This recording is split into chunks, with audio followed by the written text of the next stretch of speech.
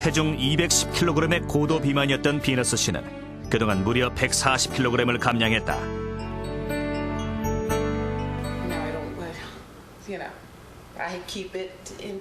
그러나 극적인 비만 탈출 뒤에 찾아온 것은 담석증이라는 예기치 못한 질병이었다.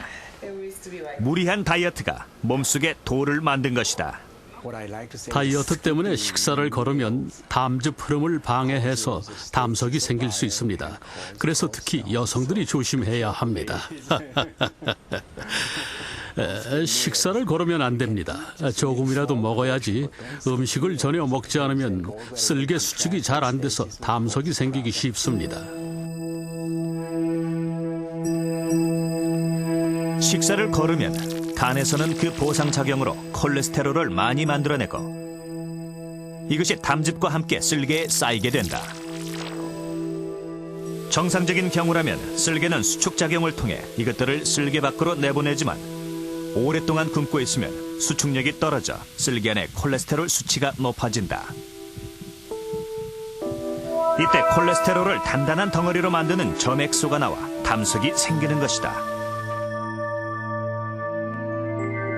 한 달에 한 안에 한 2-3kg 정도, 대개 한 1kg 정도 이렇게 체중 감량하는 것은 괜찮지만은 너무 급작스럽게 해서 5kg다, 10kg다 이렇게 체중 감량하는 것은 그것은 담석뿐만 아니라 이 건강 자체를 위해서도 상당히 위험하다고 생각합니다.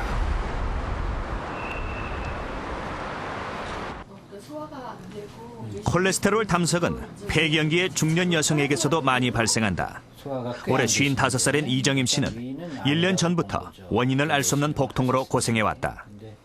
지금 보면 새벽에 깬 적도 있고.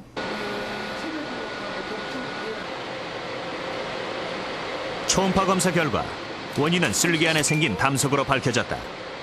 그동안 건강상의 변화라면 체중 증가와 여성 호르몬 요법을 받은 것뿐이었다.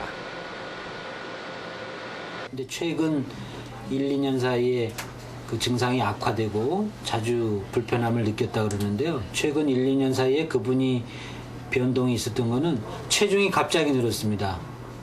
5-6kg이 한 1년 사이에 늘었고요.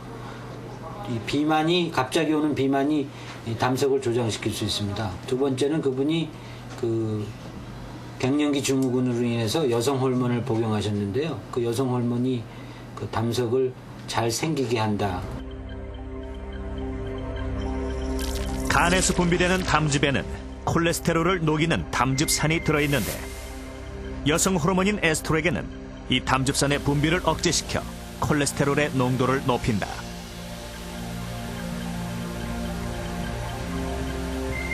또한 여성 호르몬은 쓸개의 수축력을 저하시켜 담즙이 제대로 배출되지 못하면서 담석이 생긴다.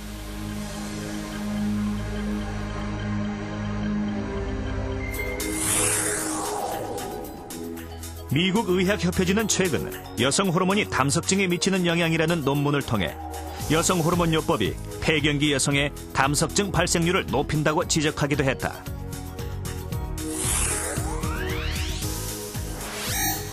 (9년) 동안 여성 호르몬을 투여한 그룹을 조사한 결과 그렇지 않은 그룹에 비해 담석증에 걸릴 확률이 2배나 높은 것으로 나타난 것이다. 갱년기 증후군 같은 게 심하면 당연히 약을 드셔야 됩니다.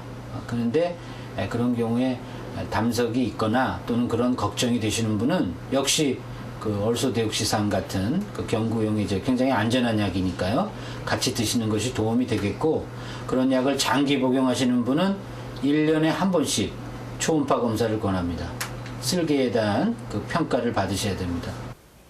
민물고기 회 때문에 생기는 색소성 담석과 고지방 식사로 인한 콜레스테롤 담석, 그 원인 중 상당 부분이 먹는 것 때문인 만큼 담석증의 치료와 예방을 위해서는 올바른 식이요법도 빼놓을 수가 없는데요.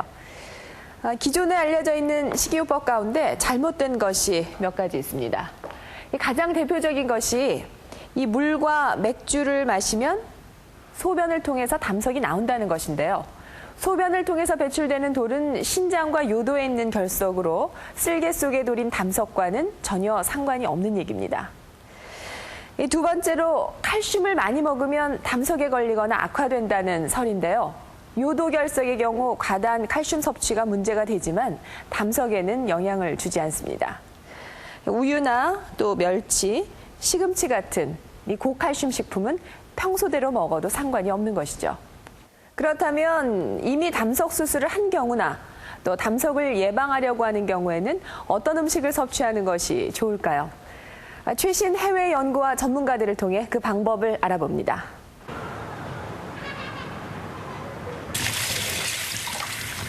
최길문 씨 가족의 식사 시간은 각종 나물 반찬을 준비하는 것으로 시작된다. 전엔 곧잘 기름진 음식을 올리곤 했지만 최근엔 제철 나물과 해조류 등 신선한 식물성 요리로 식단을 바꿨다. 얘는 안 나오게 해줘. 그 계기는 가장인 최길민 씨의 수술이었다. 쓸게 생긴 콜레스테롤 담석 때문에 쓸개를 절제한 것이다. 기름기가 좀 많이 들어간 음식, 튀김류 좀 안 먹으려고 하고요. 될 수 있으면 튀김류 안 먹고, 그 다음에 부대찌개는 굉장히 한번 지금도 그렇게 소화가 썩 잘 되는 편이 아니라 부대찌개류 같은 거, 그리고 기름기가 많은 음식들은 좀 피하고 있습니다. 담석의 절반 이상은 콜레스테롤 때문에 생긴다.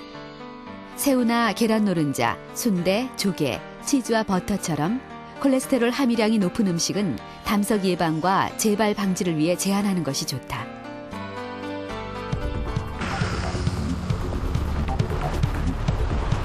하지만 지방 성분 중엔 담석의 예방에 도움이 되는 것도 있다.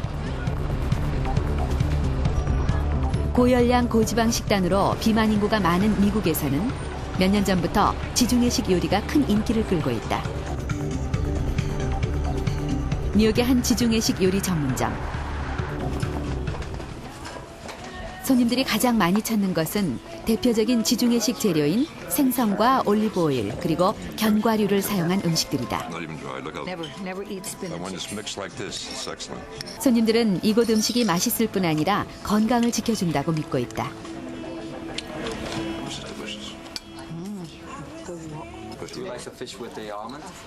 좋아하죠. 색다른 별미입니다. 좋은 재료가 혼합되어 맛있습니다. 몸에 좋은 것 같습니다. 저는 건강에 좋은 생선을 좋아합니다.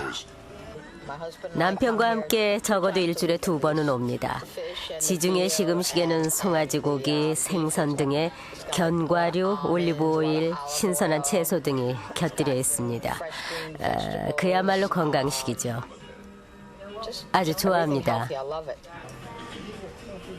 지중해식 요리의 공통점은 불포화 지방이 많이 들어있는 올리브 오일과 견과류 등을 사용한다는 것이다.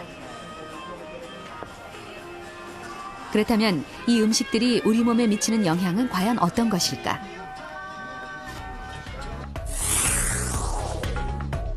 지난 2004년 미국 내과학 연구에 실린 하버드대학 연구팀의 논문에 따르면 불포화 지방을 많이 섭취한 남성들이 적게 섭취한 남성들보다 담석증에 걸릴 위험이 18%나 낮은 것으로 나타났다.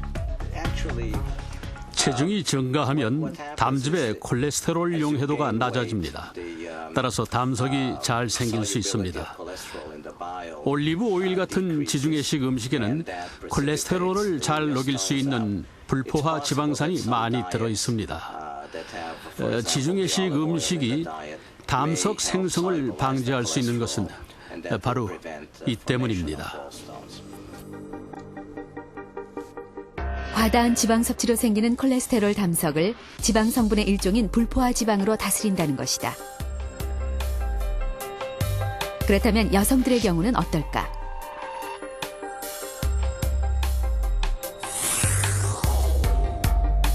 미국 임상영양학회지에 실린 또 다른 논문은 견과류를 많이 먹는 여성들일수록 담석증에 걸릴 확률이 낮아진다고 밝히고 있다.